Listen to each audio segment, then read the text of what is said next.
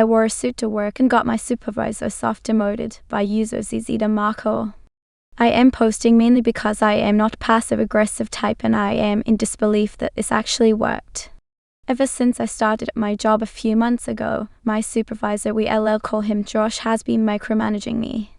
When I am the subject of criticism, which is often, I try to give him the benefit of the doubt and ask him to clarify. What are your expectations? What specifically should I have done differently? Josh's responses are always vague, often something to the effect of just do better. I even had a meeting with Josh and HR to address this, but to no avail. Yesterday, Josh comes to my desk to tell me I need to dress better. Now, I work at a small company and the vibe is unusually casual. A not insignificant number of people come to work wearing jeans, hoodies, t-shirts, and slash or baseball caps. I have never worn a hat to work and I make a point of wearing a button-up shirt with a collar every day. This particular day I was wearing a long-sleeve button-up flannel chino pants and Adidas gazelles. Other days I wear loafers and dress shirts that are tucked in. So I asked Josh to clarify. Should I be wearing dress shoes? Dress shirt? Tucked in? What specifically do you want me to change? Josh tells me I just need to dress better and that I should talk to HR for clarification. So I go into HR and ask, what is the dress code?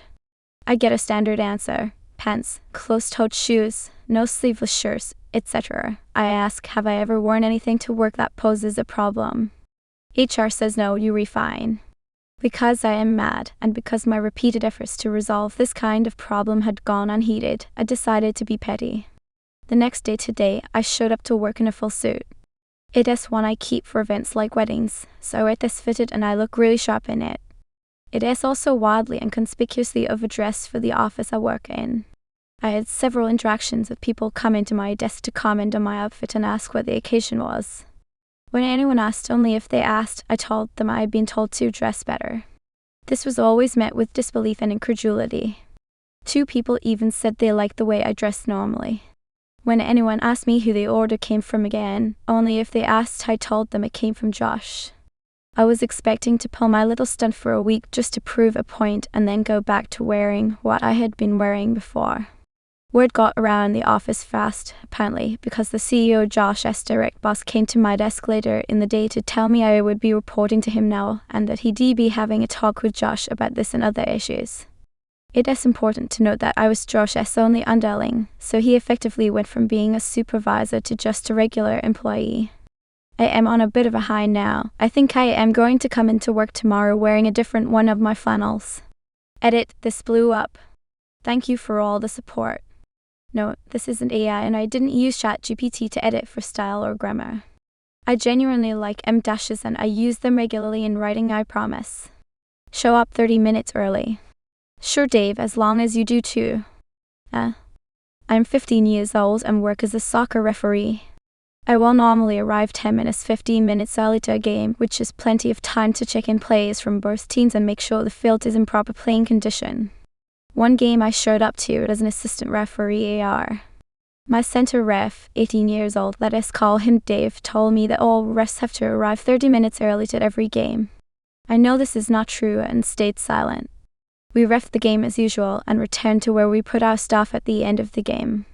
Dave told me that because I didn't arrive 30 minutes early, he would mark that I didn't show up, basically telling me that I wouldn't get paid for the game we just worked. I complained that this was a rule that he made up. He left the game without saying anything else, figuring that would be all.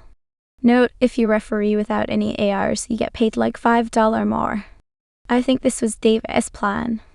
When I got home, I made sure to sign up to be center referee at every game where Dave was an AR. Poor Dave showed up to his next game 15 minutes early, which is absolutely unacceptable. I said nothing the whole game, but only marked him absent, which means he wouldn't get paid. This went on for a week and a half until his paycheck came in, and he was about $120 off of what his total should have been. I did make sure every game that Dave was less than 30 minutes early. Dave emails one of the main referees who ran everything to see what the problem was. One of the main referees, let us call him John, told Dave that he wasn't there so he wouldn't get paid. Dave put 2 and 2 together and realized what I did. Emails were sent between Dave, John, and I until John had the full story. Dave was fired for making up rules, and I got paid for the first game with Dave. Don't take advantage of young people. Take that, Dave. Edit, don't take advantage of people, not just young people. You're not paid to think cool. Enjoy $7 skin rotten shrimp by user Miss Vibing. Back in 2022, I worked night shift at a grocery store in Florida, stocking frozen. One night, I noticed the walk-in freezer was at 20 F should be 0. I'd go tell my manager real hard ass, always barking orders like he is running a boot camp. He cuts me off mid-sentence. You're not paid to think, just stock the damn shelves. Next morning, whole seafood section is trash. Shrimp, salmon, crab legs all thawed and leaking. Store lost over $7,000. Corporate shows up pissed. Manager tries to throw me under the bus. Why didn't you report it? I just said, manager told me I am not paid to think. They checked the cameras and audio confirmed everything. Corporate backed me hard. Dave was reassigned and fired a week later. Never saw him again. I got moved to dairy lead a month after, punishing me for underperforming for 1 day and 2 years. No problem. Hello everyone, I will try to be concise. Background.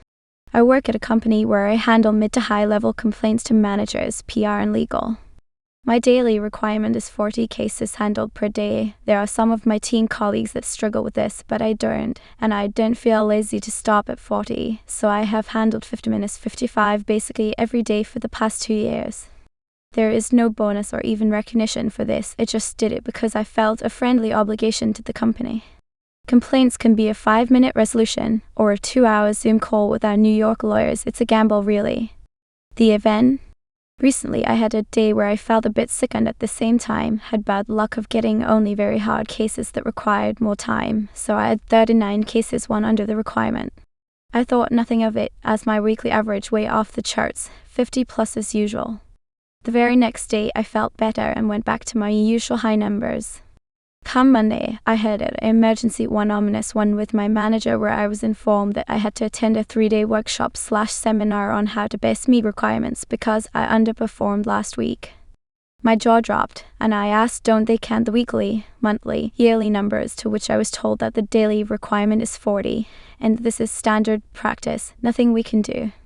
Basically, it was a workshop for underperformers who had 20 minutes 30 out of 40 cases daily.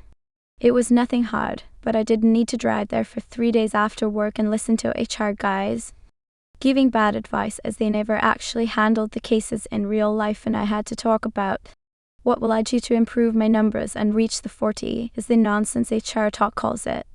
This made me lose hours and hours of my free time, and I was livid. After it was over, I had a long think and I decided that I will do exactly that. I will reach the 40 and that's it. The aftermath. For the past few months, I go into work, I handle 40 cases, my daily requirement, and then I do nothing for the rest of my shift.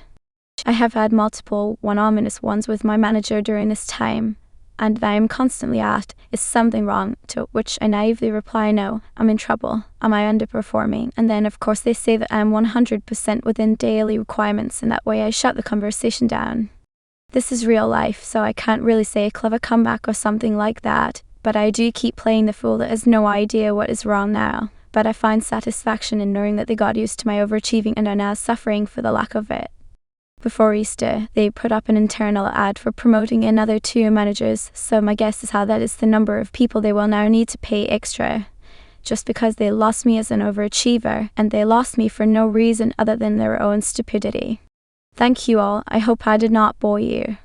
I had my yard certified as a National Wildlife Habitat despite a busybody neighbor by user Tawna Fritz. Our yard is wild. I mean that in the real definition of living or growing in the natural environment. We have no lawn. We aggressively remove and prevent invasive and noxious species of plants and ensure that what grows is native to our area and drought resistant. The wildflowers that grow are things like lupine, blue flax, spiderwort, black-eyed Susan, and sunflowers, among others.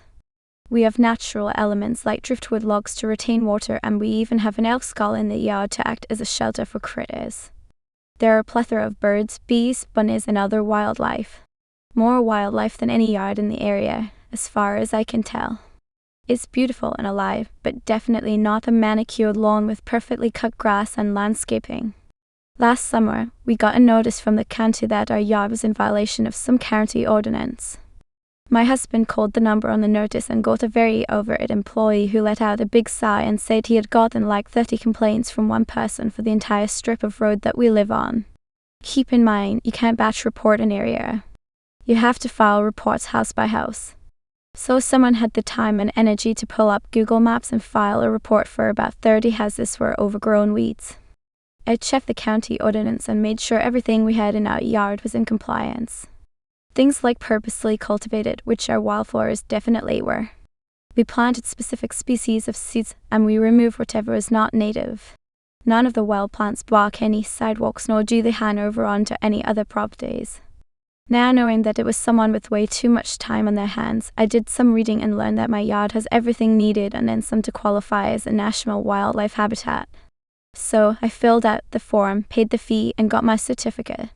My husband called the county employee back who said send me that certificate. He looked it over, thanked my husband for the new information he can use in the future, and closed our case. And now I've signs on my yard that announce the property as a wildlife habitat and the birds and bees get to keep living happily in the wild.